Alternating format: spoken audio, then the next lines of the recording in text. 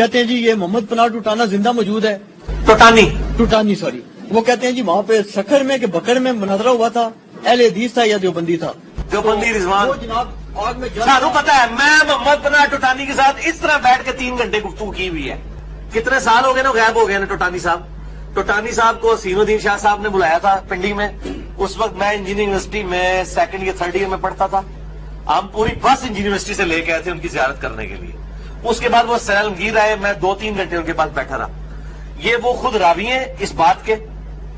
دوسرا ورژن بھی لیں, وہ جو رضوان ڈاکٹر رضوان تھا, ایک ساڑھے ڈاکٹر رضوان صاحب بیٹھے ہیں نا, ایک وہ ڈاکٹر رضوان, وہ کہتا ہے جی یہ ٹوٹانی والے بندیاں نے بدماشا نے پھڑ کے منو آگے سٹیا.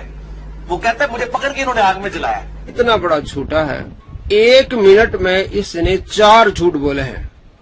آپ حیران ہوں گے کہ 1 منٹ میں اس نے 4 جھوٹ بولے ہیں کہ محمد پناہ ٹوٹانی سے جس بندے کا مناظرہ ہوا, مباہلہ ہوا, اس کا نام تھا رضوان, 1 نمبر جھوٹ.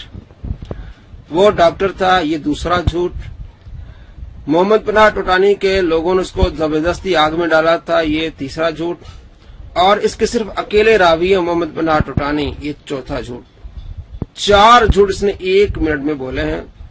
بات یہ ہے کہ 1997 میں محمد پناہ ٹوٹانی اور محمد ہارون, جو دونوں ڈرائیور تھے ٹریکٹر کے, آپس میں گفتگو ہوئی. بات طول پکڑ گئی کہ اگر آپ کا عقیدہ سچا ہے یا میرا عقیدہ سچا ہے, دونوں آگ میں جاتے ہیں. جو بندہ سچا ہوگا, جس کا عقیدہ سچا ہوگا, وہ صحیح سلامت آگ سے نکلے گا, دوسرا جھلس جائے گا. ایسا ہی ہوا.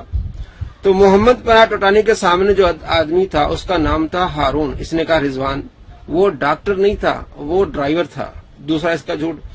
تیسرا, آپس میں مشورہ کر کے یہ بات طے ہوئی تھی اور آگ میں کودے.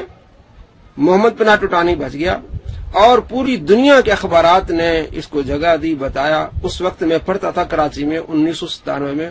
اس دن ہم نے وہ اخبار دیکھا, ہم نے نعرے لگائے, پھر نعت خوانی کی. اس نے چوتھا جھوٹ بولا کہ وہ خود ایک راوی ہے. اگر وہ خود ایک راوی ہے تو آپ اتنے کچے تھے کہ یونیورسٹی سے پوری بس لے کے آپ ان کی زیارت کے لیے آئے. پوری دنیا ان کی زیارت کے لیے آ رہی تھی, لوگ جا رہے تھے. تو ایک راوی ہے تو سارا اس کو اس وقت سمجھ رہے تھے. اب وہ جھوٹا ہو گیا. دوستو, یہ مختصر سا واقعہ تھا محمد پناہ ٹوٹانی کا اور ہارون کا.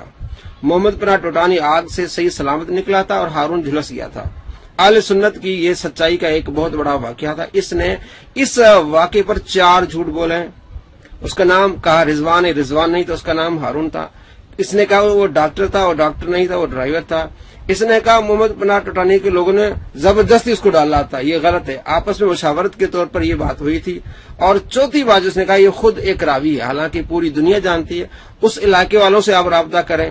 کمنٹس میں لاڑکانہ وہ جگہ ہے, ضلع لاڑکانہ, اور ساتھ میں گاؤں وارے, یہ اس گاؤں کا واقعہ ہے. انشاءاللہ کمنٹس میں آپ دیکھیں گے کہ وہاں کے لوگ بھی بتائیں گے آپ کو کہ واقعہ سچا ہے اور محمد علی مرزا اس صدی کا سب سے بڑا جھوٹا ہے.